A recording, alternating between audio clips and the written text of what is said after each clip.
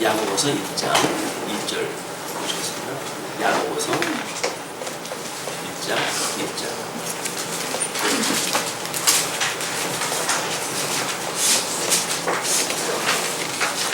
하나님과 주 예수 그리스도의 종 야고보는 흩어져 있는 12지파에게 문안하노라.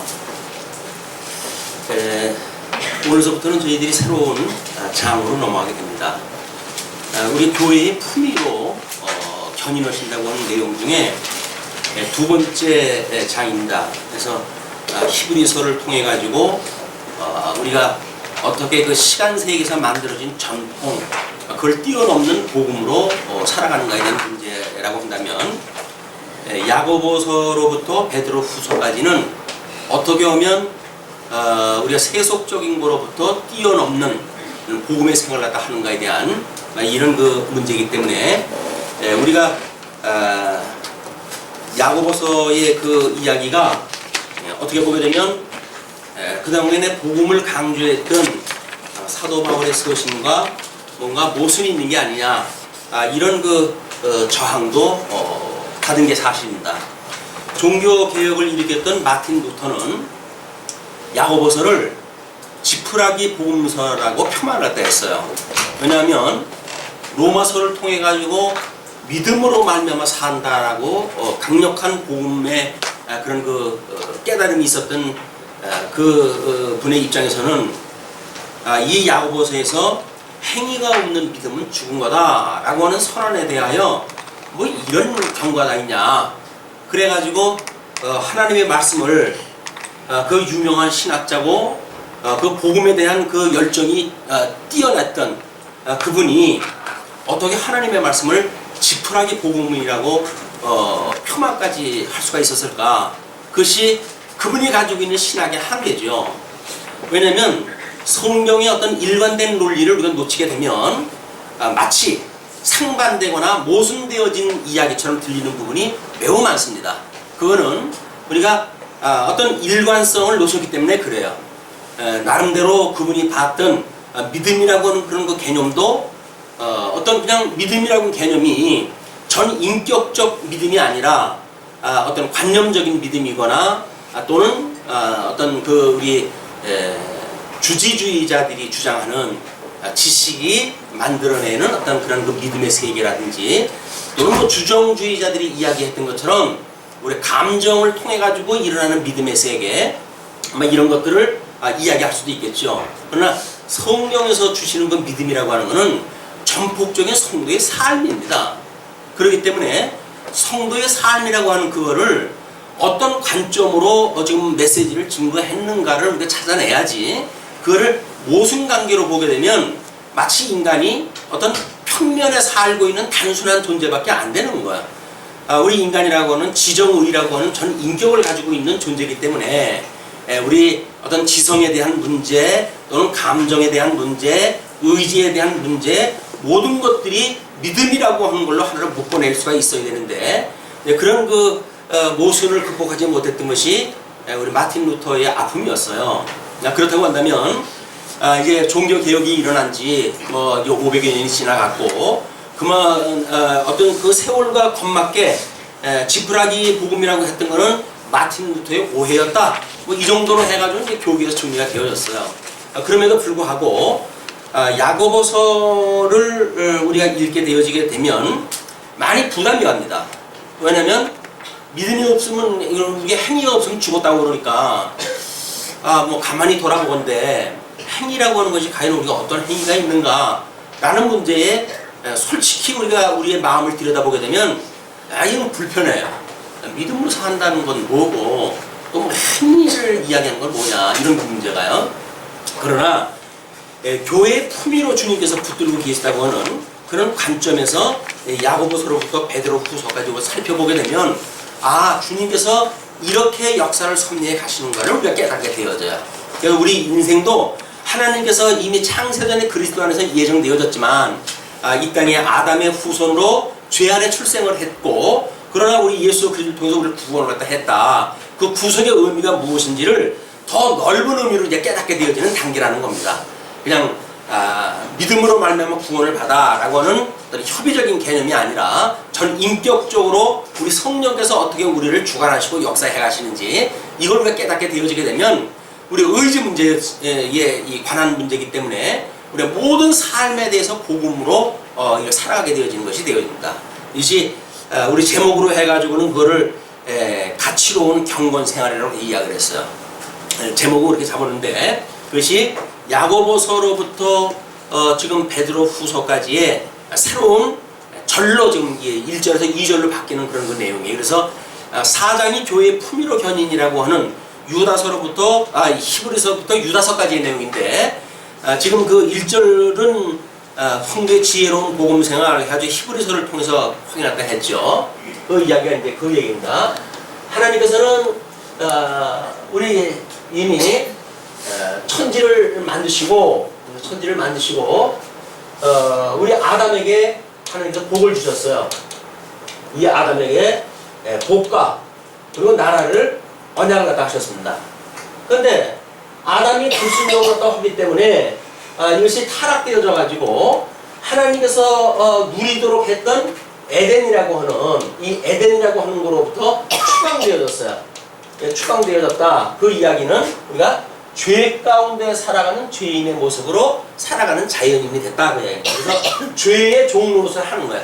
우리는 죄의 종로로서 하는 이런 자연인으로서의 삶이었었는데 둘째 아담이신 예수님께서 예수 그리스도께서 이 죄에 빠져있는 우리들에게 모든 대속의 은혜를 통해 가지고 우리를 불러내셨다는 거예요. 그걸 우리가 구원이다, 구속이라고 이렇게 이야기해요. 구속. 이 하나님의 죄의 권세로부터 노임을 받았다 그 이야기예요. 뿐만 아니라 우리의 모든 죄를 대신 대속을 갖다 하셨다. 그래서 이거를 우리들의 이 죄를 속해줬던 대신 속해준 사건이기 때문에 대속의 사건을 통해 가지고 우리를 구속해 가지고 비로소 하나님의 아들로 우리가 살아가게 되어진 거야. 그런데 야고보서의 그 1절에서 이야기하는 것이 하나님과 주 예수 그리스도의 종 야고보는 기자가 야고보라고 하는 분이 야고보서의 기자죠. 그런데 성경에 보게 되면 야고보서라고 하는 그 인물이 한 4명 정도가 출연이 되어집니다.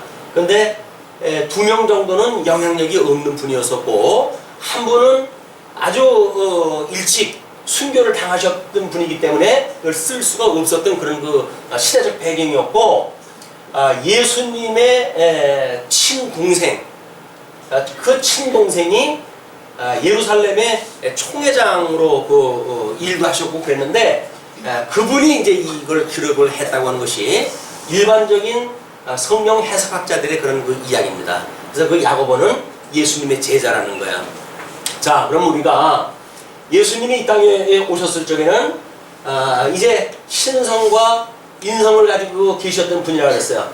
근데 이 신성과 인성은 나누어 줄 수도 없고 합해진 것도 아니고 이거는 온전하게 하나가 이루어진 하나라고 그렇게 이야기를 했어요. 예수님의 신성과 인성은 2가지 성품이 있지만 그 2가지 품위가 있다고 해서 나뉘어지거나 또는 이것이 합해져가지고 된 것이 아니다. 이런 개념을 우리가 공부할 때 했어요. 그걸 우리의 유기적인 그런 개념으로 이해를 하지 않으면 신성은 그리스도, 인성은 예수 단순한 논리를 만들어내가지고 과거 초대교회 때 이단으로 빠졌던 사람들의 논리를 그냥 따라가기가 쉬워요. 요즘도 교계에서 어떤 그 교회 목사님을 이단으로 정죄를 하는 가운데 그분의 가르침이 신성은 그리스도고 인성은 예수다. 이런 단순한 도식을 설명했기 때문에 그분 그것 때문에 이단 처리를 갖다 하고 그랬어요. 이제 교계에 시끄러운 그런 일이 만들어지고 그러는데 과거에 우리 기독론이라고 하는 이 기독론은 예수 그리스도가 어떠한 분인가에 대한 이야기 아니겠어요? 우리가 예배를 드릴 때마다 사도신경을 외우지요. 그 사도신경을 외울 때 우리 구주 예수 그리스도를 믿사오니 그러면서 이는 성령으로 이렇게 잉태하사 동정녀 마리아에게 나시고 본디오 빌라도에게 고난을 받으시고 십자가에 못 박아 죽음을 당하시고 그리고 사흘 만에 부활하시고 그리고 하늘에 오르사. 이렇게 예수님의 사역을 이제 우리가 신앙 고백을 한단 말이야. 그런 그 신앙 고백은 우리가 과거에 사도신경을 이야기할 때 끊임없이 구약 성경의 언약이라고 하는 맥락과 독립되어진 것이 아니라 여기서 언약되어진 그 구절을 가지고 우리 예수님의 신앙을 고백하는 것이라고 이렇게 이야기를 했어요. 구약에서 우리 예수 그리스도 언약 자손이 만들어낸 선민국가를 보게 되면 이 선민국가가 이게 다윗으로 인해 가지고 창건되어지지만 여로보암이나 르호보암에 의해 가지고 분국이 되어지고, 그리고 끝내 북쪽 이스라엘은 아수르에 의해서 722년에 망하게 되어지고, 남쪽 유다는 586년에 바벨론에 포로로 끌려가게 되어집니다. 포로로 끌려가게 되어지지만 하나님께서 이미 모세 오경에서 언약했던 것처럼 그들을 다시 불러내신다.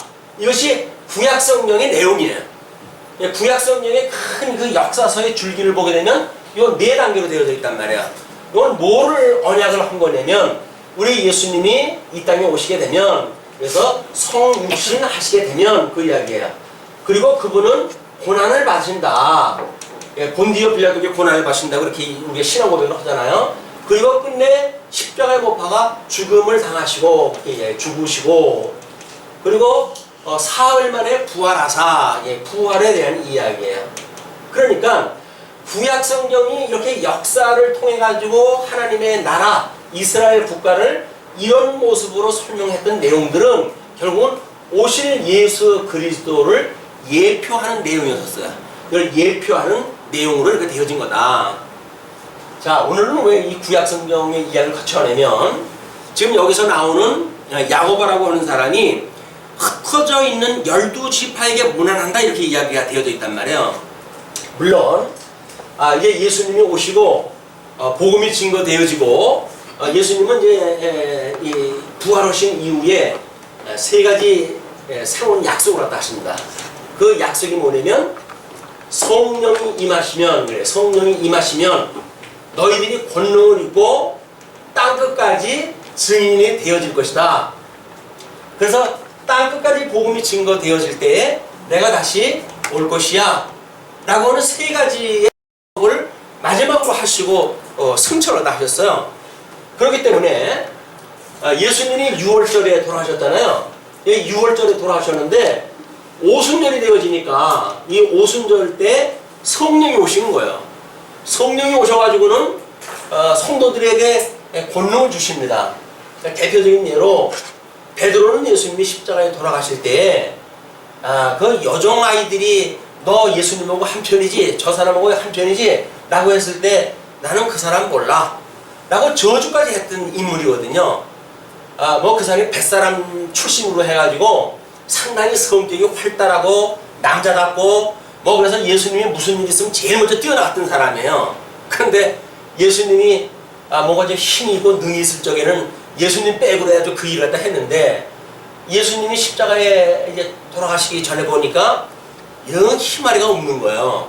그러니까 로마 군대에 의해가지고 십자가를 지고 그냥 끌려가고, 그리고는 정죄를 갖다 해가지고 십자가 이 어떤 이제 형이 확정되는데도 불구하고 아무 말도 못 하시는 거예요.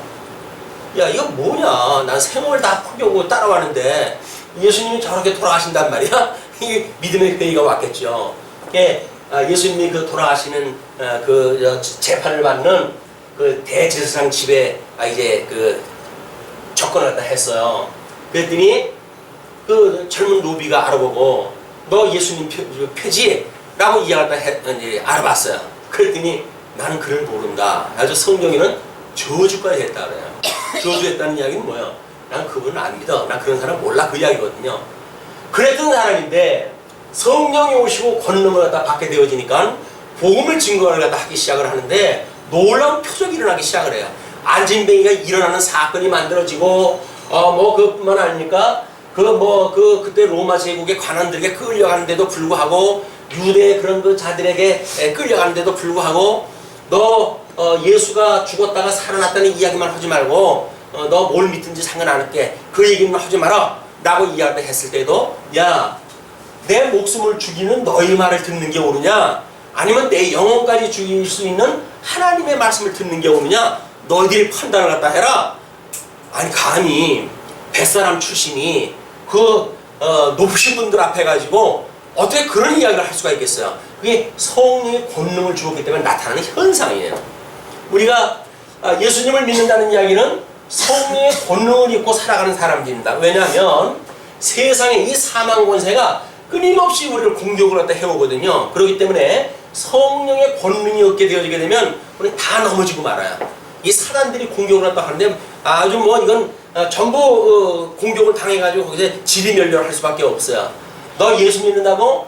그 꼴을 하고 예수를 믿는다고? 뭐 이렇게 한다든지 이렇게 되면 우리는 다 같이 내가 예수를 믿는 건지 안 믿는 건지 이 모르겠다. 뭐 이래도 안 믿는 것 같고 저래도 안 믿는 것 같고 에라 모르겠다 해가지고 우리가 그 교회를 떠나는 사람들이 한둘이 아니잖아요.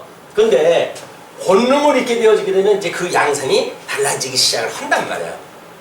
세상이 감당할 수 없는 믿음을 갖게 되어지고 그 믿음의 영역을 가지고 세상 사람들이 봤을 때 저 사람은 정말 이건 못 말리겠구나 라고 할 정도의 권능을 입게 되어지는 것이 만들어지는데, 자 문제는 성령이 와가지고 권능을 얻고 이제 예루살렘과 온 유대와 사마리아와 그 다음에 땅끝까지 이르러 나의 증인이 된다고 그랬거든요. 그런데 지금 사마리아 지역에까지는 유대인들이 대부분 살았을 때예요.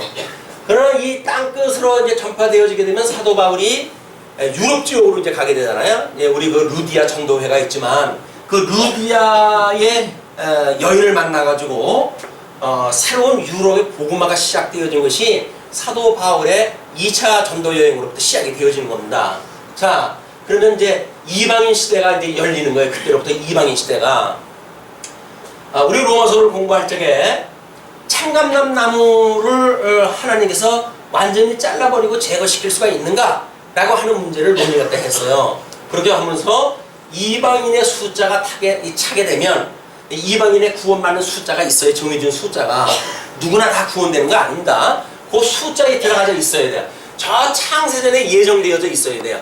그리스도 안에서 예정되어진 사람들만 이제 구원을 받게 되어지는데 이 숫자가 쫙 차게 되면 이방인 시대가 끝이 나요.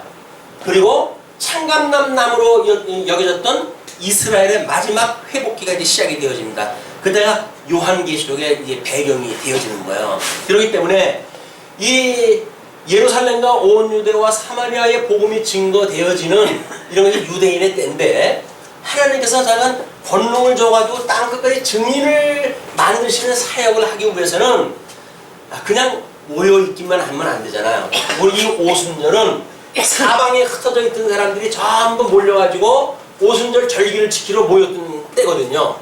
그래서 이 성령의 이 강림을 갖다 체험을 갖다 하고 그래가지고 뭐 있는 재산들을 다 나눠가지고 공유하고 이런 시절이 이제 있었단 말이에요. 초대교회 때 있었는데 이제 하나님께서 이런 그 오순절에 절기를 지키러 왔던 사람들이 모여져가지고 갈 생각을 안 하는 거예요. 이제 너무 좋은 하나님의 나라를 여기가 하나님의 나라인데 내가 어딜 가냐? 고향 가는 것도 포기하고 여서들 살려고 그러니까 하나님께서는 땅끝까지 복음이 증거되어야 될 거 아니겠어요? 그렇기 때문에 환란을 하나님께서는 이제 이용하다 하셔요. 그래가지고 주님의 몸된 교회를 시작을 합니다. 스데반 집사가 돌에 맞아 죽지요. 복음을 증거하다 돌에 맞아 죽어요. 스데반 집사가 복음을 증거하다 돌에 맞아 죽는 대환란이 있은 뒤에 그걸 시발점으로 해가지고 본격적으로 예수 믿는 사람들을 잡아 죽이기 시작을 해요. 그래서 우리 바울도 이 사울이라고 사도행전의 이름을 불렸을 때 그때 그분이 예수 믿는 사람들을 잡아가지고 바나나다 보고를 딱 하기 위해서 그래가지고 뭐 혈기가 등등 해가지고 일을 갖다 했던 사람 아닙니까? 근데 담에색 도성에서 예수님을 만나고 고꾸라지고 오히려 복음을 증거하는 이방인의 사도로 해가지고 땅끝으로 복음을 증거하는 사도가 되어졌단 말이에요. 이것이 환란을 주셨던 이유예요. 이 사람들은 사방으로 흩어질 수밖에 없어요. 왜? 지금 예루살렘이나 뭐 이쪽에 그 근거리에 있으면 다 예수를 믿는다 하는 사람들은 이 박해가 이미 이제 시작이 됐으니까 흩어질 수밖에 없단 말이에요. 그 흩어져 있는 사람들을 뭐라고 그럽니까? 여기서 사도 바울이 흩어져 있는 12지파에게 문안한다. 얼마나 힘들겠어요. 여기 모였을 때 복음을 듣고 이 사람들은 이제 하나님 나라가 이렇게 이루어지는구나 라고 해가지고 저 구약에 언약되어진 것이 완전히 회복되어진 것을 보았는데 새로운 환란에 의해서 사방팔방 흩어질 수밖에 없는 이런 그 때가 오니까 이제 야고보라고 하는 그 예루살렘의 총회장으로 이제 있었던 분이에요. 이제 그러니까 그분의 입장에서는 흩어져 있는 12지파들에게 이 환란의 의미가 무엇인지를 설명하고, 그리고 너희들이 이 환란을 왜 주셨는가에 대한 이런 세속주의가 무엇이고 너희들이 다른 어떤 이 교회라고 하는 성도로서의 품위를 가지고 있는가, 이걸 이제 설명할 때 해주는 거예요. 근데 우리 품위라고 하는 측면에서 두 가지 정도를 생각해 볼 수가 있습니다. 뭐냐면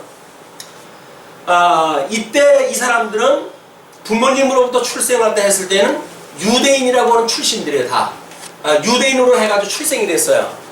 그럼에도 불구하고 사도들에 의해서 복음을 들은 이후로는 유대인이면서도 기독인이 된 거야. 성도가 되어진 거야. 그럼 유대인과 성도라고 하는 두 가지의 어떤 그런 출신을 생각할 수가 있겠죠. 때로는 지금 이 사람들이 세상으로 흩어졌기 때문에 거기에는 유대인들의 그 공격만 있는 것이 아니라 여기에는 다른 그 헬라인들, 로마 제국의 그 영향권에 있는 사람들에 의해서 공격을 또 받을 거란 말이에요. 그러면 예수를 믿을 때 이 사람들이 공격을 피할 수 있는 방법은 뭘까요? 유대인들은 예를 들어서 우리 히브리서처럼 자기네들이 가지고 있는 전통을 가지고 공격을 해왔어요. 율법을 지켜야 된다는 동, 제사를 지내야 된다는 동, 이런 걸 가지고 공격을 해왔을 때 히브리서에서 강력하게 이들이 알고 있는 전통은 왜곡되어진 거다. 구약에서 언약되어진 거는 우리 오실 예수님에 대해서 언약했던 내용이지, 그걸 형식을 답습한다고 해가지고 하나님을 경외하는 예배 형식이 아니라는 거예요. 그거를 이제 복음으로 밝혀진 거 아닙니까? 이것이 안 되기 때문에 실제적으로 예수님이 왔고, 예수님이 와가지고 너희들 온전케 해가실 거야. 그러니까 온전케 하신 예수 그들 바라봐라. 그리고 그를 믿는 믿음으로 살아가라. 우리 믿음의 선지들이 다 오실 예수님을 바라보고 톱으로 썰어지를 당하고 별하별 그런 흉악한 환란을 갖다 이겨내지 않았느냐. 너희들도 하나님이 지켜주신다. 그러므로 너희들은 온전케 하시는 예수 그리스도를 바라봐라. 이렇게 이야기가 되어졌단 말이에요. 그것이 그러니까 시간적인 개념으로 봤을 때 전통이에요. 우리가 영원하신 그 하나님께서 계시를 통해 가지고 보여주는 이 계시 세계는 시간, 공간, 형상, 이 방식으로 이제 계시가 되어진 거야. 그러니까 시간 개념만 가지고 예수님을 복음을 이해한다는 건 거짓말이에요. 공간 개념만 가지고 예수님을 우리가 이해한다는 것도 거짓말이에요. 이 세 가지를 다 통해 가지고 우리 주님께서 계시를 다 하셨기 때문에 시간 문제의 이 전통이라고 하는 건 시간이 만들어내는 일들 아닙니까? 오랜 시간이 만들어내는 것이 전통이란 말이에요. 지난 시간에 우리가 이제 공부를 했지만, 이 공간 내용이라고 하는 것이 이 사람들은 지금 유대인으로 살고 있으면서도 불구하고 성도란 말이에요. 신령한 의미로서는 예수를 그리스도로 믿고 성도가 되어졌지만 그들의 출신은 여전히 유대인이기 때문에 유대인적인 그들의 삶의 영역이 있어요. 그리고 예수를 새로 믿고 시작을 했다 했던 성도로서의 영역이 또 있단 말이야. 그 영역이 우리 야고보서의 그런 대상, 그 편지를 받는 대상의 상대들이 이런 그 상태야. 우리는 물론 우리가 저 죽어졌던, 그래서 육체의 소욕을 가지고 살아가는 우리의 삶일 수밖에 없잖아요. 육체를 가지고 살아가는 성도지만 우리는 이 사망으로부터 살려주었기 때문에 우리는 새로운 새 생명으로 성도라고 하는 신분을 가지고 살아간다. 우리 이렇게 이야기를 한단 말이에요. 이걸 우리가 믿음으로 살아간다 이렇게 이야기를 했어요. 우리가 하나님께서 죽었던 우리 살리셨어 라고 하는 그거를 믿음으로 믿고 살아가는 것이 성도들의 삶이란 말이에요. 그럼 우리가 예수님을 믿는다고 그랬고 새 생명이 되어졌다고 그러는데 새 생명이 오히려 카드처럼 뭐 발행되어지는 것도 아니잖아요. 그냥 내가 새 생명인가 아닌가? 이건 내가 사실 믿음이 없으면 알 수 없는 실체란 말이에요. 우리 히브리서 이야기한 것처럼 너희들은 이제 새로운 피조물이니까 그 새로운 성도로서 이야기했던 것처럼 이 공간 개념의 세속이라고 하는 이 세속이라고 하는 세계가 있고 세속으로부터 구원을 받았던 신령한 세계가 있단 말이에요. 이 신령한 세계. 그러면 두 세계는 우리는 같이 살아요. 이 성도라고 하는 건 두 세계가 같이 산다고요. 육신을 가지고는 지금 여기서 살고 있잖아요. 이 세속의 세계에 살고 있잖아요. 그러나 예수 그리스도로 말미암아 구원을 받았기 때문에 우리들은 신령한 성도로서의 삶을 살아가고 있단 말이야. 근데 어떨 때 보게 되면 신령한 성도 같고 어떨 때 보면은 예수 믿지 않는 세상의 짝퉁들하고 똑같이 살아가게 되어지니까 갈등이 일어나는 거야 이게. 이런 거 문제가 무엇인가를 이 공간 개념을 이해했다 하는 것이 가치라고 하는 문제란 말이야. 가치. 이쪽으로 살아가는 세속적인 가치가 있어요. 이 가치를 우리가 어떤 수단적 가치라고 이렇게 이야기를 하죠. 왜? 세상을 살아가야 되니까 그냥 수단적 가치라고 이렇게 이야기를 해요. 근데 이 수단적 가치를 위해가지고 우리 인생 사는 것이 목적일까? 라고 하는 문제는 끊임없이 의심을 갖게 되어지겠죠. 조금만 우리가 인생살이를 갖다 해도 야 우리가 이렇게 살다가 갈 걸 이러고 사는 거냐? 이런 그 화두가 올라오잖아요.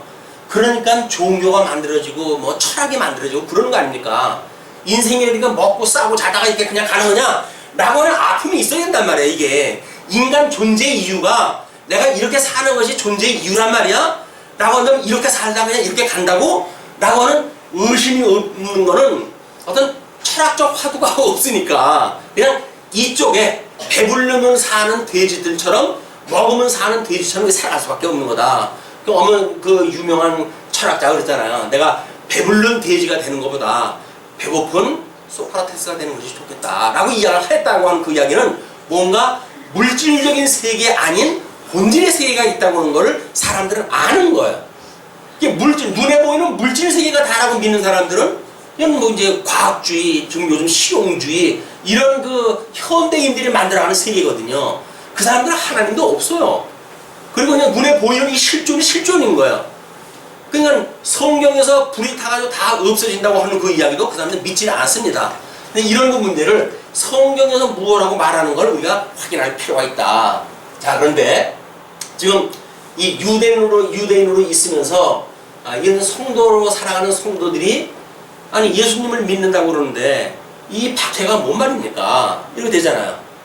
우리도 교회에 오게 되면 만사가 형통하고 복받고 뭐 아픈 사람도 병 고치고 그런다는데 뭐 성경 읽어보니까 예수 믿는 것 때문에 전부 박해 아닙니까?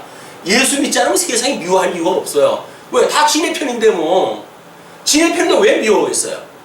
물론 어떤 시기의 대상이 된다거나 그러면 뭐 거기서도 그런 일이 있을 수 있겠으나 본질적인 그런 그 미움은 아니란 말이야. 세상에서 미움을 받지 않는다는 이야기는 내가 세상 사람들하고 지금 같은 편으로 살고 있구나 이렇게 이게 뭔가 이 느낌이 와야 되는 거야 이게. 이 사람들은 예수 믿다 지금 이 박해를 받고 온 사방팔방 흩어졌으니까. 근데 이 야고보의 입장에서 보게 되면 이 흩어져 있는 그런 그 모습이 이때 이 바벨론의 포로로 끌려갔던 이 사람들의 구약 성령을 그런 연상을 했겠죠. 하나님의 사람들이 하나님의 나라에 창건되어졌지만 끝내 회복을 갖다 하시기 위해서는 사방팔방 흩어졌다가 그리고 하나님의 하나로 모으시는 일이 있을 때 회복의 역사가 이루어지는구나 라고 하는 구약 성령의 내용을 그들이 확인했다 했고 믿어졌고 그걸 통해서 우리 예수님이 이렇게 부활하신 그리스도를 믿었단 말이에요 이분들이. 그러니까 이 지금 예수님을 믿고 그런 그 사방으로 흩어지는 그 일은 이미 구약 성경에서도 다 보여줬던 사건들이에요. 그냥 너희들 거기에서 겁먹거나 거기에서 너희들 어떤 의기소침할 이유가 없다. 그런 그 위로의 편지를 지금 보내는 거란 말이에요. 자, 그럼 이제 그 위로의 편지가 얼마나 지금 현실하고 동떨어져 있는지 이걸 이제 우리 성경을 통해서 확인하다 해야 됩니다. 왜냐하면 문안이라고 그러면 우리가 그 편안한 안자 아닙니까? 편안을 묻는 길인데, 아니 편안을 묻는 그 문제에 2절에 내 형제들아 너희가 여러 가지 시험을 만나거든 온전히 기쁘게 여기라. 시험이라고 하는 건 시련입니다. 시련이라고 하는 것은 우리가 금속을 불 속에다 집어넣었다가 불순물을 제거하고 순도를 높이는 작업을 연단이라고 이렇게 이야기를 하잖아요. 이 시련이라고 하는 개념이 그거예요. 근데 한마디로 뭐예요? 우리 하나님께서 너희가 여러 가지 삶을 살아가는데, 여러 가지 이쪽에서 유대인 출신으로 살아가는 삶을 살아가는데, 하나님께서 너희들을 불구덩이 속에다 넣었다 뺐다 하실 때 그 이야기 아닙니까? 아니 이 도대체 말이 되는 거예요? 예수님 좀 믿고 좀 뭐 심 좀 피자고 해가지고 교회당을 왔는데, 성경을 갖다 공부하는데 너희들이 시련을 당할 때 만나게 되거든 온전히 또 그걸 기쁘게 여기래요. 이거는 세상에 가지고 있는 논리는 설명이 안 되어지는 거예요. 그러나 성령의 권능을 입게 되어지게 되면 우리는 여기서 환난을 당하고 연단을 당할 때 우리가 기쁨을 갖게 되어져요. 왜 그럴까요? 우리 예수님이 이 구약 성경이 언약되어진 대로 이 땅에 오셔가지고 고난을 받은 십자가에 못 박아 죽는 데까지 내어버려 줬잖아요. 하나님께서. 그러니까 우리 예수님이 가신 길이 이 길이란 말이에요. 이런 어떤 세상에서 잘 먹고 잘 사는 그런 것이 아니라 우리 예수님이 이 땅에 오셨을 때 지극히 가난한 그런 그 출신으로, 비천한 출신으로 오셔가지고 내가 하나님의 아들이야 라고 선언을 갖다 했을 때 그걸 누가 믿겠어요? 그래서 우리가 형편없는 사람이 복음을 증거하게 되면 너나 다릅니다. 이렇게 이제 우리가 비웃음을 당하는 거거든요.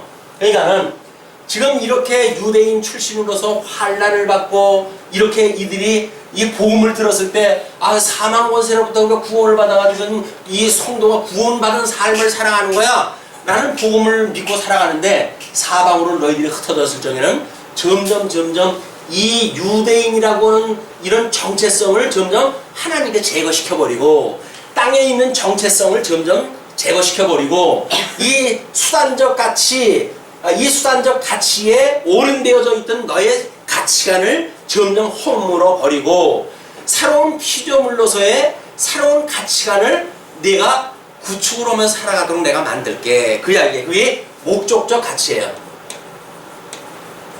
우리 주보에 오후 시간에 공부하려고 소개해드렸던 그 내용이 있는데, 빨간 박스 안에 소요리 문답 제1문을 소개해드렸어요. 이 소요리 문답이라고 하는 종교 개혁자 그 이후에, 우리 신경 작성기 그 이후에 믿음의 선배들이 성경을 수많은 사람들이 모여서 연구를 갖다 해가지고는 수많은 그런 나올 수 있는 질문에 대한 거를 미리 질문을 제시하고 그 답을 갖다 전부 다뤄놓은 거야. 그래서 그때 당시에는 성경을 우리가 확보해가지고 공부하기 어려운 때니까 이렇게 소요리 문답서를 만들어가지고 그걸 가지고 공부를 하다 했던 거야. 그 첫째 번이 뭐라고 나오냐면, 사람의 제일되는 목적이 무엇이뇨? 라고 질문을 던져요. 그렇게 됐을 때 사람들은 사람의 제일되는 목적은 하나님을 영화롭게 하는 것과 그를 영원토록 즐거워하는 것입니다. 사람의 제일되는 목적이 뭐예요? 왜 사냐? 그 얘기 한마디로. 넌 왜 사냐?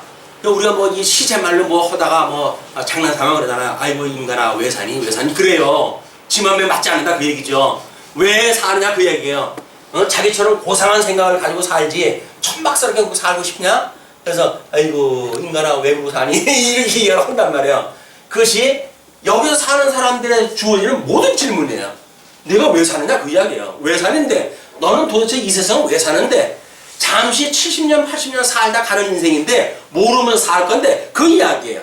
그걸 성경에서 근본적으로 하는 이야기가 무엇인가를 믿음의 선배들이 그거를 성경을 찾아내가지고 이제 써놓은 것이 그 제1문의 소요리 제1문다. 그렇지? 우리를 이 만사를, 천지를 창조하시고 만사를 섭리하시고 그 가운데 특별히 우리들은 죄 가운데 있던 우리를 구원해 내셨던 그 하나님 아버지를 영화롭게 하는 것, 그것이 우리의 삶의 목적이란 말이에요. 여기서 불교에서도 그런 걸 막연히 느꼈어요. 우리가 이 세상에 사는 게 다는 아닐 거다. 이렇게 산다고 한다면 허무하게 짝이 없지 않냐? 그 사람들도 이 철학을 하는 사람들이니까. 그래서 그 사람들이 이런 어떤 수단적인 거를 이야기를 해요. 이 세상은 도를 깨닫기 위한, 그래서 그 도를 깨닫기 위한 수단으로 주어진 거다. 그러므로 너희들은 이 여기에서 어떤 그런 그 불법을 통해 가지고 배우는 그 불법이 가리키는 곳, 그걸 불국이라고 그래요. 불국사, 그래서 불국사입니다. 불국, 그 불국에 도달하기 위한 수단이다. 그러니 너희들이 배우고 여기서 가기 위해서 썼던 배가 있다고 한다면 거기에서 도를 만나는 순간 이거는 전부 불태워 버려라. 이 쓸데없는 거 가지고 사는 것이 인연이라고 하는 것이 만들어내는 고민의 세계니까, 이 세속 세계의 아픔이니까, 너희들은 여기서 배웠던 일은 불태워버리고, 그리고 이 건너가서 깨달은 도를 너희들이 믿고 살아가는 거야. 불교에서는 그렇게 이야기를 하지요. 근데 그들의 그런 그 불국의 원리라고 한다든지 불교의 원리도 나름대로 이 세상이 다가 아니라는 거예요. 그렇지 않습니까? 70년, 80년 사는 것이 이게 다 인생의 다라고 한다면, 아니, 우리가 겨우 이렇게 왔다 그냥 이렇게 가는 거예요? 우리 현대 과학자들이 이야기하는 것처럼 우리는 전부 흙으로 만들어진 거기 때문에 불로 다 죽게 되면 다 없어지고 마는 거예요? 근데 우리 유교에서만도 사람이 죽으면 혼백이 있어가지고 적어도 120년은 있다고 그렇게 이야기를 하지 않습니까? 기라고 하는 집합이 120년 전은 이게 살아간다. 그러므로 너희들이 조상이 죽어도 그 조상을 4대는 너희들이 봉사하다 해야 되는 거야. 왜? 4대는 비록 몸은 죽었지만 그의 혼은 살아있기 때문에 그 120년 동안 너희들과 함께 있어가지고 너희들의 모든 기륭을 조상들로부터 주어지는 거니까 그 조상신을 잘 섬겨라 해가지고 상청을 만들어 놓고 옛날에는 거기에다가 외출할 때 다 전화으로 나온 거예요. 근데 세상이 이제 점점 사악해지다 보니까 산조상도 안 모이시는 세상이 됐잖아요. 이제는 죽은 조상 4대를 어떻게 모십니까? 산조상도 1대를 모시기가 어려운 세상이 돼버렸는데 이게 망하는 세상의 모습이란 말이에요. 지금 현재 있는 것밖에 이게 존재하지 않는다고 보여지는 이런 초과학 시대, 이런 그 사람들이 믿는 세계예요. 여기는 이런 그 실존주의자들이 믿는 세계는 내일에 대한 의미가 없습니다. 오늘 잘 먹고 잘 살아야 돼요. 그러니까 정말 현실주의자가 돼버리고 마는 거예요. 지나간 세대 뭐가 가치로워요? 오는 세대 뭐가 우리들이 책임을 져야 돼요? 나만 잘 먹고 잘 살면 되는 거예요. 그래서 요즘 결혼 문화고 요즘 뭐 그 문화에서 콘텐츠로 나오는 그런 그 이야기들이에요. 왜 과거 지향적인 그 복음이 증거되어 복음이란다. 그런 그 문화가 지금 증거돼요. 옛 노래가 자꾸 들러오고 옛날 그런 그 모습을 가지고 영화를 만들어내고 왜 그럴까요? 현실에 살기 어렵다는 거예요. 야, 뭐 세상이 그러냐. 그러니 염려하지 마라. 과거 우리 조상들은 이러고 살았다. 과거의 그런 걸 보여주면서 내가 너희들을 위해서 이렇게 좋은 세상 만들어놨으니까 너희들 힘들어하지 말고 너희들은 너희들대로 또 좋은 세상 만들어가. 이런 그 위로를 스스로 받고 싶은 거예요, 사람들이. 그러나 그것이 시간 개념으로는 이해가 안 됩니다. 시간적으로 해서 과거의 아픈 세월이 있기 때문에 오늘 행복한 시절이 있는 거야 라고 하는 거는 설명이 안 돼요. 왜? 과거나 지금이나 아픔을 느끼는 사람은 똑같거든요. 물질적인 걸로 해가지고 회복을 보는 사람들은 회복됐다고 보여져요. 그러니까 정신적으로 봤을 적에는 이건 퇴행이고 오히려 고통이 더 깊은 고통을 느끼는 세상이 왔구나 라고 정신적인 고통을 느끼는 사람들은 그걸로 해석이 안 되는 거예요. 어떻게 하면 좋을까요? 이 복음밖에 방법이 없어. 이것이 야고보가 흩어져 있는 사람들한테 주어지는 그런 그 일이다. 그래서 지금 이런 세속적인 우리의 생각을 점점 포기를 갖다 해버리고 그리고 새 피조물로서의 새로운 피조물로서의 이런 신령한 성도의 삶이 얼마나 가치로운 것인가를 깨닫고 하나님을 경외하는 인생을 살아가는 것이 인생의 본분이다. 그런 그 이야기입니다. 자, 그러면 이제 이는 그렇게 온전히 기뻐해야 될 이유는 너희 믿음의 시련이 믿음을 가지고 그 시련의 시간을 살아가는 그런 그 일은 인내를 만들어낸대요. 왜냐면 하나님께서 포로로 끌려갔던 사람들을 다시 돌아오게 했을 때에 시간이 조금 지나가면 다 포기를 합니다. 그러나 하나님께서 은혜를 이렇게 받게 하는 자들은 오래 참아요. 환난 속에서도. 그리고 끝내 이 회복에 참여가 되어진단 말이에요. 그랬던 것처럼 너희 믿음의 시련이 인내를 만들어내는 줄 너희가 아니라. 그래서 인내가 없는 사람만큼 이 세상 살기에 직물적인 사람이 없습니다. 금방 일비했다가 일비했다가 이 세속적 가치를 살고 할 때 조금 배부르게 되면 아이고 이제 뭐 살만하다. 조금 배고프게 되면 나 죽는다고 해가지고 아우성치고 끊임없이 여서 뭐 이게 아주 변화무쌍한 삶을 살아가는 거예요. 그래서 뭐 우리 그 불교라든지 이런 데서는 벽면 수행을 갖다 하고 어떤 환경이 있든지 간에 자기 중심을 갖다 잡고 도를 갖다 닦는 연습을 갖다 하는 거예요. 우리는 인간이 할 수 없다고 보여지잖아요. 그건 뭡니까? 우리 성령의 권능을 가지고 이게 되어진단 말이에요. 이 변화무쌍한 세상에서 어떻게 우리가 심령의 평강을 누리고 살아갈 수가 있을까? 이것이 복음으로 말미암아 가능한 거니까. 복음을 깨닫지 않고 심령의 평안이 있다는 이야기는 거짓말이에요. 그거는 이 심령의 평안이 아니라 심리적 평안을 가질 수가 있겠죠. 해 아래서의 논리로서의 그런 개념을 지금 이 야고보가 이야기를 하는 겁니다. 그러므로 인내를 온전히 이루라. 온전히 이루라는 이야기는 온전케 하신 예수 그리스도가 이걸 죽으시고 끝내 우리 하나님께서 죽음에 내버려 두지 않고 그를 살리셨으니 그를 믿는 믿음이 너희들을 온전케 해야겠다. 그런 그 이야기예요. 그러므로 온전히 이루라. 이는 너희로 온전하고 구비하여 조금 더 부족함이 없게 하려 함이라. 하나님의 온전 예수 그리스도의 형상을 닮아가는 성도로서 우리는 예수 그리스도의 몸된 교회 아닙니까? 이 교회는 머리 대신 예수 그리스도의 형상만큼 닮아가도록 우리 주님께 섭리를 하신단 말이에요. 그러니까 이게 온전한 예수 그리스도의 형상을 닮아갈 때까지 주님께서 너희를 그렇게 만들어 갈 것이니까 조금 더 부족함이 없게 하려고 여기서 순도 시험을 하시겠다 그 이야기예요. 그 순도 시험은 뭐예요? 믿지도 않으면서 교회 뭐 바꾼다 그러더라. 그래서 오는 사람들을 다 제거시켜버리겠다 그 이야기예요. 무슨 얘기인지는 아시겠죠? 우리가 예수 믿는다고 하는 그것이 이 세상에서 복받고 이 세상에 잘 살고 하기 위해서 예수님을 믿는 게 아니다. 우리는 이 세속의 것이 정말 죄의 종로로 타고 있는 거로구나. 이거로부터 내가 구원을 받았구나. 라고 돼지 우리와 같은 곳에 내가 있던 나라구나. 이제는 내가 정말 정결하는 곳에서 살고 싶다. 라고 하는 것이 교회라고 하는 것으로 보여준다는 이야기죠. 그러면서 5절서부터 8절까지 보시게 되면 하나님께 믿음으로 구하여야 할 지혜를 부족한 자에 대해서 이렇게 지적을 하십니다. 너희 중에 누구든지 지혜가 부족하거든 모든 사람에게 후히 주시고 꾸짖지 아니하시는 하나님께 구하라. 그리하면 주시리라. 지혜라고 하는 건 뭐예요? 결국 이 지혜 대신 우리 예수 그리스도 이분의 말씀을 가지고 이것이 진리인 줄 아는 것이 지혜자예요. 지혜자가 여기서 아이 큰 높은 것이 지혜자가 아니라 여기서 예수 그리스도가 참 생명이고 이분이 실존의 본질 되시는 분이고 이분이 복의 근원이 되시는 분이고 이분이 우리의 모든 머리가 되시는 분이라고 믿어지는 그게 지혜란 말이야. 그러니까 우리가 죄인 됐을 때 우리 하나님께서는 이 오랜 기도 생활을 통해 누굴 보내주셨어요? 이분을 보내주셨잖아요. 이분을 보내주셨으니 너희들이 어려움이 있었을 때 끊임없이 하나님 앞에 구하라. 그러면 하나님께서 이 믿음의 선배들이 이렇게 오랜 세월을 기도하면서 얻었던 지혜를 하나님께 너에게 주실 것이야. 그 이야기예요. 후히 주시는 하나님께서 너희들 죽었을 적에도 하나님께서 이렇게 해주시지 않았니? 근데 예수 그냥 대속으로 말미암아 너희들이 구원받았는데 이제는 어련히 하나님께 지혜를 주시겠느냐 그 이야기예요. 자 그러면서 이제 그리하면 하나님께 구하라. 그리하면 주시리라. 오직 믿음으로 구하고 조금 더 의심하지 말라. 의심하는 자는 마치 바람에 밀려 요동하는 바다 물결 같으니.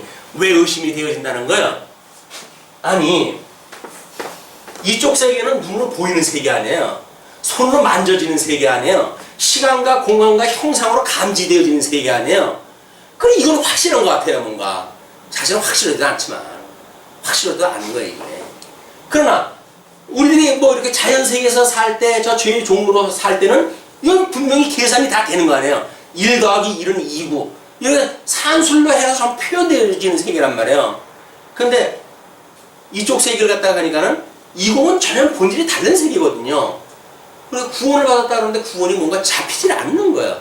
예수님을 믿으면 구원받았다 그러는데 그 구원받았다니 손으로 잡히질 않아요. 그리고 허망스러운 것 같아. 뭔가 이야기가 뭐 죽었던 사람이 살았다는 등 구약적인 설명을 갖다 통해 가지고 볼 적에는 뭐 애굽의 바다가 쫙 갈라지고 홍해가 갈라지고 거기 백성들이 큰 뭐 육지같이 건넜고 그리고 그 따르던 그 애굽 군대가 뭐 그 바다로 돌아오니까 하나님가 다시 바다를 갖다 탁 묶어가지고 그 사람 죽였다는 등 이런 이야기가 딱 나와져 있으니까 이걸 믿어야 돼 말아야 돼. 옛날 얘기 믿을 만한 겁니까? 40년 동안 그들이 광야 생활했다 했는데 농사도 짓지 않고 길쌈도 매질 않았어요. 근데 옷도 헤어지지 않고 신발도 헤어지지 않고 그 60만이 그대로 60만으로 해가지고 가나안 땅 들어갔다고 지금 성경이 말하고 있잖아요. 그걸 믿어야 돼요? 믿지 말아야 돼요? 그러니까 이런 현실 세계의 감각을 가지고 성경을 보게 되면 성경이 안 믿어지는 거예요. 그것도 뭐 만나가 떨어졌대 하늘에서. 아니 그 뭐 그때 그 위에서 하늘로부터 떨어지는 만나라고 한다면 지금도 그렇게 주시면 얼마나 좋아요. 사랑하시는 하나님께서. 다른 사람은 몰라도 예수 믿어가지고 굶어 죽도록 박해를 받는 사람이 있다고 한다면 그 사람한테는 몰래 만나를 내려주시면 얼마나 좋겠어요. 안 하시는 거예요. 안 하시는 거예요. 그러니까는 이 신령한 감각이 없이 세속적 감각을 가지고 이쪽 세계를 우리가 감지를 다 못하는 거예요. 그걸 인간의 어떤 열심을 가지고 우리가 구원받는다고 하는 게 그게 불가능하다. 하나님의 은혜로 주셔야 된다는 거예요. 그러니까 이 지혜를 주신 분한테 너희들이 구했을 때 이렇게 이쪽의 거는 확실하지만 이거는 안 믿어져 라고 하는 생각을 가지고는 이런 거 구할 생각도 하지 말라 그래요. 이건 이쪽 세계의 이야기니까. 자 그렇게 이야기를 합니다. 그 밀려 요동하는 물결 같으니 이런 사람은 무엇이든지 죽게 얻기를 생각하지 말라. 믿지도 않는데 뭘 구해요. 믿지도 않는데 믿으면서 달래야지. 또 뭐 이 교회에서 신령을 믿음이라고 착각을 해가지고 신령을 가지고 구원해? 이렇게 주실 줄로 믿습니다 해가지고 죽는 거 구하는 거 그건 믿어지지 않기 때문에 믿습니다 하는 거예요. 믿어지는데 뭘 굳이 믿습니다 하고 그걸 달라고 그래요. 주실 건데 그냥 지혜를 갖다 후히 주시는 하나님께서 내가 이만저만 그 하나님의 의와 나라를 갖다 구하는데 하나님께서 모든 거 다 알고 계시기 때문에요. 이런 어려운 환경에 시험에 들게 하지 말아주세요. 그러면 하나님 지혜를 주시면 께서 시험에 들지 않게 하고 계시겠죠. 시험이 아니라 이걸 면하게 해주세요 라고 하게 되면 면하는 걸로 해서 시험은 안 들을 수 있는지 모르겠지만 본질적인 시험이 그대로 있는 거예요. 우리가 여기서 시험에 들게 하지 마옵시고 다만 악에서 구하옵소서 하는 기도가 뭐예요? 끊임없이 여기 끊임없이 지혜를 구하는 내 삶이란 말이에요. 그럼 모든 만사를 통해서 시험 받을 수밖에 없다니까요. 복음이 없으면 말씀이 없으면 시험 받을 수밖에 없어요. 야 내가 이런 문제가 왜 생긴 거야? 예수를 믿는데 이런 문제가 왜 생긴 거야? 끊임없이 시험 나갈 수밖에 없어요. 그럴 때마다 시험에 들게 하지 마옵시고 주님께서 본질적인 우리한테 기도를 그걸 가르쳐줬어요. 야 어떤 일이 있을 때 믿음의 사람한테 배반을 당하셨습니까? 그때 우리가 기도를 다 하는 거예요. 시험에 들게 하지 마옵시고. 그러면 맞아. 이제 하나님의 사람으로 성령의 소유를 가지고 있다고 한다면 나를 왜 배반했겠냐? 이런 믿음이 있기 때문에 우리는 여기서 이제 담대하게 되어지는 거죠. 그러나 세속적 가치를 가지고 보게 되면 야 아무리 머리가 없는 짐승 구제하는 것이 아니라고 했는들 그럴 수가 있냐? 이렇게 이야기를 하죠. 오늘 해 아래 논리란 말이에요. 해 아래 논리. 자, 두 마음을 품어 모든 일에 정함이 없는 자로다. 두 마음. 하나는 성령의 소욕. 이건 성령의 소욕. 하나는 육체의 소욕. 예, 육체의 소욕. 그래서 우리 마음이 여기에 중간에 걸려져 있잖아요. 두 마음이 있어가지고 이 지혜의 삶을 가지고 끊임없이 하나님의 뜻을 구해야 되는데 이쪽 거에 시험에 든 상태로 구하게 되어지게 되면 정함이 없단 말이에요. 육체의 걸 구하는 거에 빠져버리니까 정함이 없다. 그런 그 이야기를 해주는 겁니다. 그러면서 이제 그 9절에 그런 그 이야기, 개념을 이제 어떻게 이야기를 하냐면 9절로부터 11절까지 낮은 자와 부한 자가 자랑해야 될 계시적 의미를 설명한다 해요.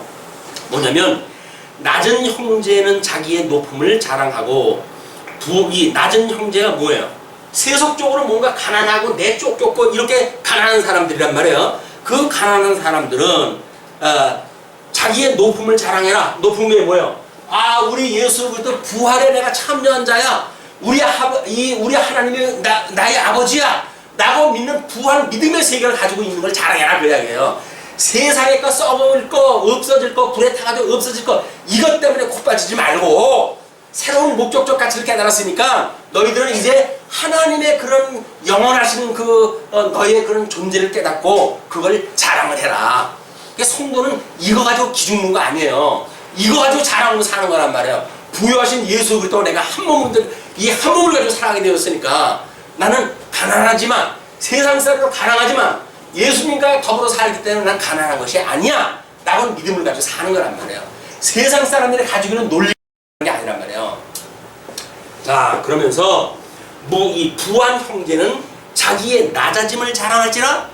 여기서도 예수를 믿으면서도 부한 사람들이 있을 거 아니겠어요. 그 부한 사람들은 이거 가지고 자랑하지 말고 내가 예수님으로 말미암아 여기서 죽었어 라고 하는 걸 자랑해라 그 이야기예요. 구원받은 걸 자랑해라 그 이야기예요. 그래야 이제 이는 이렇게 해야 될 이유는 풀의 꽃과 같이 지나가니라. 해가 덥고 뜨거운 바람이 불어 이제 그때 그 지중해 쪽에 있는 지중해 지역에 있었던 그런 그 뜨거운 바람이 있어요. 그런 계절풍이 한번 불게 되면 모든 풀들이 이제 죽게 되어지는 그런 그 일인데 풀을 말리우면 꽃이 떨어져 그 모양의 아름다움이 없어지나니 부한 자도 그 행하는 일에 이와 같이 쇠잔하리라. 그래서 3대가는 부자 없다는 일반 계시적인 용어도 다 같은 의미예요. 여기서 영원한 게 없어요. 다 이 시들시들 해가는 거니까 없어질 것들에 연연하지 마라. 그러면서 12절로 15절 시험을 참는 복 있는 자가 받을 생명의 면류관을 이렇게 설명을 합니다. 시험을 참는 자는 복이 있나니 참을 적에 그냥 참는 것도 아니라 그랬죠. 아까 어떻게 하면서 참는다고요? 기뻐하면서 참는다고 그랬어요. 시험을 참는 자는 복이 있도다. 이것에 옳다 인정함을 받은 후에 주께서 자기를 사랑하는 자들에게 약속하신 생명의 면류관을 얻을 것임이니라. 예수님께서 십자가에 못 박아 죽으실 때 뭐라고 그래요? 십자가에 죽을 때 할 수만 있으면 이 쓴자를 나한테 지나가게 해주세요. 그러나 내 뜻대로 마옵시고 아버지의 뜻대로 해주세요 라고 해가지고 끝내 십자가에 죽으셔요. 그는 우리 주님께서 사망에 그냥 두지는 않냐시고 이 생명으로 끌어낼 거다 알고 믿었기 때문에 그걸 죽게 되어진 거라면 그 믿음을 가지고 마찬가지로 우리 예수님이 죽으셨다고 부활하셨다고 하는 사실을 믿는다고 한다면 내가 이분과 함께 죽고 이분과 함께 부활했다고 하는 믿는 것이 세례라고 그러지 않았어요. 예수님을 믿는다는 게 뭐예요? 이분과 함께 죽었다는 거예요. 세상에 대하여 죽었다는 거예요. 그리고 의에 대하여 하나님의 이 의에 대하여 새롭게 살아난 새로운 피조물이라고 믿는 것이 성도란 말이에요. 그렇기 때문에 그런 그 이야기입니다. 생명의 면류관을 얻을 것임이라. 사람이 시험을 받을 때 내가 하나님께 시험을 받는다 하지 말지니 하나님은 악에게 시험을 받지도 아니하시고 친히 아무도 시험하지 아니하시느니라. 뭐예요? 지금 시험 주신다고 야식을 이야기하다가 하나님 시험 안 준다는 이야기는 뭐야 도대체? 그 이야기 뭡니까? 기쁨으로 여기 참여할 수 있는 사람들, 이런 사람들은 시험을 시험으로 여기질 않아요. 시험이 왔을 때 넘어지질 않는단 말이에요. 시험이 왔을 때 죽게 아유 하나님 나의 시험에 들게 하지 말아주세요 그 하는 이야기는 뭐예요? 이게 시험으로 나한테 여겨지지 않게 해주세요 그 이야기예요. 하나님이 나를 사랑하시는 분인데 겨우 이것 가지고 내가 넘어질 그런 그 사람으로 만들어주지 마세요. 나는 이거로부터 이기는 하나님의 자녀이고 싶어요 라고는 믿음을 우리가 주님한테 구하게 되어지니까 이런 사람들은 시험이 아닌 거야. 그러나 시험에 걸려 넘어지는 사람은 시험에 걸린 거예요. 그건 시험이에요. 그래서 그 시험을 하나님께서는 이 마귀를 통해 가지고 좀 시험을 주는 거거든요. 하나님과 친히 주시지 않고 마귀를 통해서 그들은 넘어질 때는 넘어지게 하신다. 그런 거 이야기입니다. 그러면서 오직 각 사람이 시험을 받는 것은 자기 욕심에 끌려 미혹됨이니. 그래서 그러죠. 우리가 욕심이 잉태한즉, 욕심이 잉태한즉 죄를 냈고 죄가 장성한즉 사망을 낳느니라. 결국 인생사는 뭐예요? 이것 때문에 만들어지는 일들이에요. 근데 어떻게 하면 좋아요? 어머니 배에서 나오자마자 젖꼭지 찾고 부모님들은 백골에 키워야 된다고 해가지고 열심히 먹이고 이래가지고 이 백골에가 즐거우면 욕심이 없어가지고 출세 못한다는 거예요. 백골을 키워가지고 욕심을 갖다 가지고 우리 세상 살아갈 힘을 만들어줘야 된다. 이것이 세상 보험을 모르는 어머니들 역시 일이거든요. 건강하게 만들기 위해서 백골을 키운다면 되죠. 욕심 키우기 위해서 그 백골을 키우는 것은 아주 끔찍한 이야기입니다. 우리 아이들한테 대한. 자, 그러면서 오직 각 사람이 시험을 받는 것은 자기 욕심에 끌려 미혹됨이니 욕심이 잉태한 즉 죄를 낳고, 여기는 성경이었었군요. 죄가 장성한 즉 사망을 낳느니라, 그 이야기예요.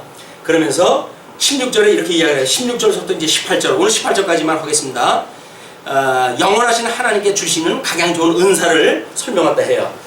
내 사랑하는 형제들아, 속지 말라. 자, 이 두 마음을 가지고 있기 때문에 눈에 보이는 이쪽 사망 권세가 주장하는 이쪽 세계, 이걸로 해서 너희는 속지 말라, 그 이야기예요. 왜냐하면 각양 좋은 은사와 온전한 선물이 다 위로부터 빛들의 아버지께로서 내려오나니, 위로부터 온대요. 그 위가 어디예요? 분명히 만나가 떨어졌던 곳이겠죠. 자, 우리 하나님께서 세상을 만드실 때 천지를 만드셨다고 그랬죠? 태초에 천지를 창조하시니라. 근데 땅의 상태가 어떻게 한다고 그랬어요? 땅의 상태가 혼돈하고 공허하며, 그리고 흑암이 깊음이 있다고 그랬어요. 땅의 상태가 그랬단 말이야. 근데 혼돈했던 그런 그 땅에 대한 그 문제에 우리 하나님께서 이거를 형상을 둬가지고 이걸 만들었어요. 뭐 윗물 세계, 아랫물 세계 이렇게 만들고, 이 공허, 윗물과 아랫물을 나눠가지고 공허의 세계를 만들었어요. 그리고 흑암의 세계를 빛과 어둠으로 나눠가 질서를 잡으셨어요. 그래서 질서를 잡으시는 것이 하나님의 이름을 거룩하게 여기심을 받는 거란 말이에요. 질서를 잡아야 거룩하게 이제 분별을 갖다 해가는 일이란 말이에요. 그러면 공허라고 하는 그런 땅을 여기서 윗물과 아랫물로 나누고, 중간을 뭐라 그랬어요? 이걸 궁창이라고 그랬어요. 이 궁창이 뭐예요? 하늘이라고 그랬단 말이야. 이 하늘에다 하나님께서 해와 달과 별과 절기와 이런 걸 만들어 놓은 것이 넷째 날 만들어진 거예요. 그러면 첫째 날부터 만들어진 건 뭐예요? 천지를 갖다 만들어, 이거는 첫째 날 만들어졌지만 넷째 날 비로소 가야 윗물 세계와 아랫물을 나누고 궁창 세계에다가 하늘의 해와 달과 별을 만들고 넷째 날이 시작되어진 거예요. 그러니까 천상계라고 하는 곳이 있고, 하나님의 뜻이 하늘에서 이루어진 것처럼 이 땅에서도 이루어지다 라고 하는 것이 천하계에서 만들어지는 사건이란 말이에요. 이걸 우리가 하나님의 이 뜻이 계시되어진 세계다, 이렇게 이야기하는 거예요.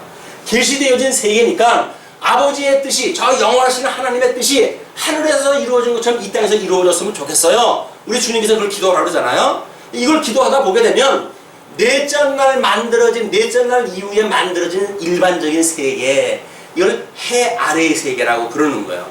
해 아래의 세계 걸 가지고 고민하지 마라. 하나님께서는 저 천상에서부터 너희들한테 가장 좋은 은사를 다 내려주시는 분이야. 겨우 넷째 날 만들어진 이 천체계에서 그걸 가지고 뭘 이거 주세요 저거 주세요, 이거 다 없어질 것들인데 그걸 가지고 구하지 마라. 하나님이 어떠한 분인지 너희들이 분명히 알아야 된다, 그 이야기입니다. 그러면서 빛들의 하나님 아버지께서 내려오나니 그는 변함도 없으시고 회전하는 그림자도 없으시니라. 음양 오행설이 결국 뭡니까? 회전하는 그림자의 이야기예요. 동쪽에서 해가 떠가지고 서쪽으로 갔을 때 그 바위에 그런 비치는 그림자를 통해 가지고 양의 부분이 있고 음이 있고, 이래가지고 음양에 대한 원리를 이야기를 했단 말이에요. 근데 그는 넷째 날 이후에 만들어진 그런 철학의 세계인 거예요. 동양학이 대단하다고 하지만 넷째 날 만들어진 거예요. 그걸 중심으로 만든 모든 철학이 다 그렇습니다.